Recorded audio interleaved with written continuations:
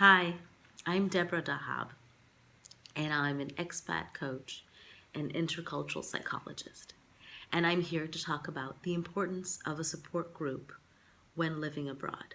Now, I have a cold. You can probably hear from my voice that I have a cold, which reminds me of the time when I lived in France. Now, I had just got there. I was around 21 years old, 20 years old, and I got sick. I got really sick. I had a sore throat. I had a fever. I was in really bad shape, and I was all alone.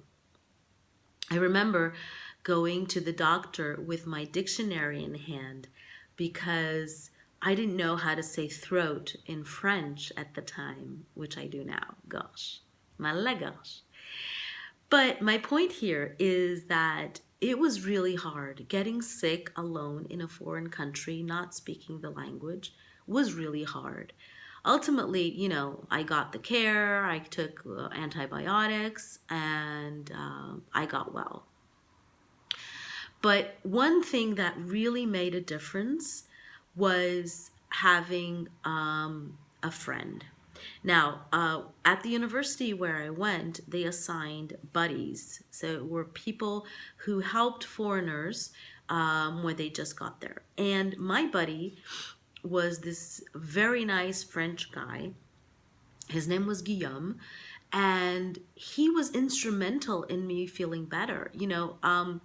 He was checked up on me. He called me to see if I was feeling better, if I had food. So that was really important. And this brings me to the issue of social support. Now, if you're moving to a new place or you've moved to a new place, it's really important to have social support, to have people who can check up on you and see if you're okay, especially if you get sick, because it's really hard to be sick on your own, right? Even if it's just a cold or the flu, it's really hard. You feel more vulnerable, you feel tired, and you don't know how to communicate very well. So it's really important to have the social support. Now, okay, how do I get the social support? In the universities, there's the buddy that I had. But in real life, when you're working or when you're in normal life, right? Where do you find these buddies? Now, one thing it's important to do is before you move, to connect with people. And now with social media, that's really not that hard to do. There are, many, many, many Facebook groups or Instagram people who are say they're abroad. So it's not that hard to connect. What is really hard is to have the mindset.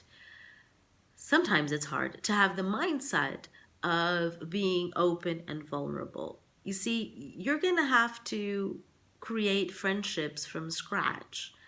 And that can be both liberating because you can, meet new people.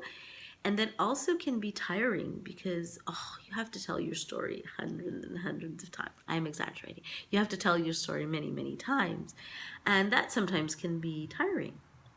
But it's really important. So before you get to your destination, make friends virtually and make a point in meeting them in person and connecting.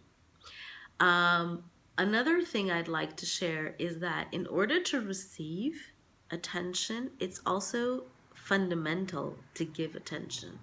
So if you see that a fellow expat or, is sick or is having a hard time, make it a point to help.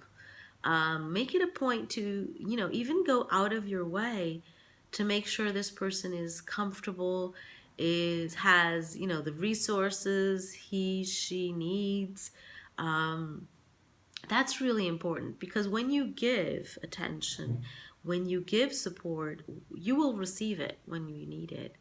And the last piece of advice I wanted to share is really have an open mindset. Sometimes we have preconditioned ideas of what our friends are going to be, how they are going to be like, what they consume, what they do.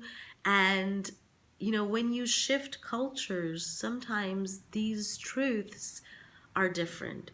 So even though this person might not be your friend in your home country because it's different or does something different, or um, try not to close up, because that's the opportunity to open doors and ultimately open hearts for really, really good friendships that will bring you soup when you have the flu. Okay, thank you. Remember to subscribe if you want to receive my videos every time I release them.